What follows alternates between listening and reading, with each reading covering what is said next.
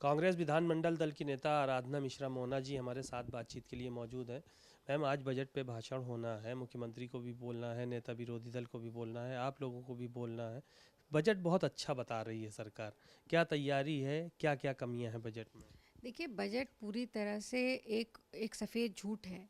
सरकार ने जो लिखा है, कुछ भी इस बजट में नया नहीं है। पहली बात तो ना ही किसानों के लिए जिस तरह से बजट दिया गया है, आवंटित किया गया है, और पिछले बजट को भी आप देख लें तो पिछले बजट का सरकार 53-54% ही खर्च कर पाई है। तो नए बजट में किसानों के लिए कोई ना ऋण माफ़ी है, ना कोई नई सब्सिडी है, युवाओं के रोज़गार के लिए कोई नई चीज़ नहीं। और आज तो अखबार में जिस ग्राउंड ब्रेकिंग सेरेमनी का ढिंढोरा पीटती थी सरकार, आज उसका सच बाहर आ गया। जो एक व्यक्ति 13,500 करोड़ का जिसने MOU साइन किया था, वो फर्जी निकला, उसके ऊपर FIR हो गई। तो ये सच है। तभी तो आज की तारीख में इतनी ग्राउंड ब्रेकिंग सेरेमनी के बाद भी, इतने इन्वेस्टर समिट के बाद भी आज धरातल पे कुछ नहीं दिखाई दे रहा, क्योंकि सब फर्जी है। तो उसी तरह से आज महंगाई जिस तरह से बढ़ती जा रही है, सरकार कर्ज आकार बढ़ा करके कर्जा लाद रही है और जनता पर, तो महंगाई पर इसका सीधा असर पड़ेगा। तो पूरी तरह से असफल बजट है। एक सवाल ये था कि मायावती ने कल अपने भतीजे आकाश आनंद को पार्टी से निष्कासित कर दिया।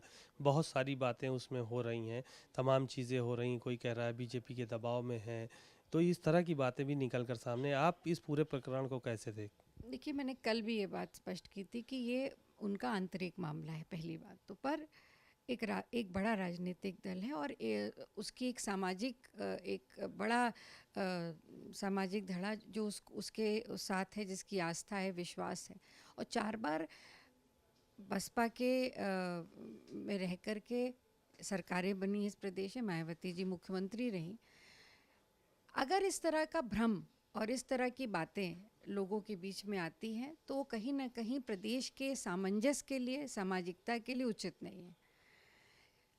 जो भी बातें हैं, परिवार की उनका अगर झगड़ा है, परिवार में कोई वाद विवाद है, तो उसको घर के अंदर सुलझाना चाहिए, ना कि उसको सोशल मीडिया के माध्यम से किसी को भी सोशल मीडिया पे नहीं लेकर आना चाहिए। बस इतना कहना चाहती हूँ कि उन पर दबाव है किसी का, किसी दल का, या नहीं है, ये हम लोगों ने पिछले कई चुनावों में भी देखा है। किस तरह से उन्होंने भाजपा के दबाव में आकर के कैंडिडेट्स घोषित किए, किस तरह उन्होंने भाजपा के दबाव में आकर के अपने प्रचार को पिछले ही चुनाव में देखा कि जब उनके भतीजे ने मंच पर आकर के आक्रामक भाषण दिया और उन्होंने अपने समाज की बात को रखा, तो किस तरह से कुछ ही घंटे के अंदर उनको उस पद से हटा दिया गया।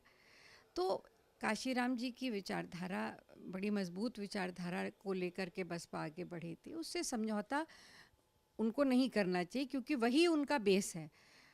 पर इतना कहकर बात ख़त्म करूंगी कि मुझे इतना लगता है कि बसपा में जो भी हो रहा है वो सब कुछ ठीक नहीं है। औरंगज़ेब को लेकर बवाल मचा हुआ है। अबू आसिम आज़मी ने बयान दे दिया है कि औरंगज़ेब अगर जिस तरह से चीज़ें हो रही हैं, अगर औरंगज़ेब पूरी ताकत में था, इतने साल राज किया, तो यहाँ पर बहुत बड़ी संख्या में धर्म परिवर्तन होता। इसको लेकर बड़ा बवाल मचा हुआ है। उससे पहले भाजपा के नेताओं ने औरंगज़ेब को लेकर टिप्पणी की थी, उसके जवाब में उन्होंने ये बयान दिया।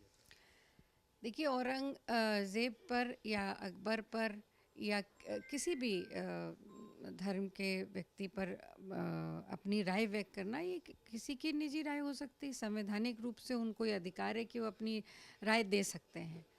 ये उनकी व्यक्तिगत राय है, इस पर टिप्पणी करने की कोई आवश्यकता नहीं। अच्छा, एक आखिरी सवाल ये था कि मायावती का आज एक ट्वीट और आया है, उस पे उन्होंने भारतीय जनता पार्टी पे आरोप लगाया है कि मुसलमानों के साथ अत्याचार हो रहा है, मस्जिदों से लाउड स्पीकर उतारे जा रहे हैं और अनायास परेशान किया जा रहा है। सभी धर्मों का सम्मान बीजेपी को और सरकार को करना ये चाहिए। तो कांग्रेस पार्टी हमेशा से कहती आई कि इस देश की जो मूल विचारधारा है वो सर्वधर्म के सम्मान को लेकर के ही है। और मायावती जी की तो एक बहुत ही बड़ा व्यक्तित्व है, उनका एक बड़ा राजनीतिक वजूद है। और केवल ट्विटर पर ये लिख देने से बात का किसी भी बात का समाधान नहीं है। वो तो चाहे तो मुख्यमंत्री को पत्र लिखें, बात करें उनसे, और अगर प्रधानमंत्री से वो बात कर सकती कि वो इंटरवीन करें, तो इच्छा शक्ति की बात है। धन्यवाद। आराधना जी को सुना आपने, बहुत सारी बातें उन्होंने कही। कैमरामैन मैं मेहदी हसन के साथ सीमा अब नकवी, भारत समाचार, लखनऊ।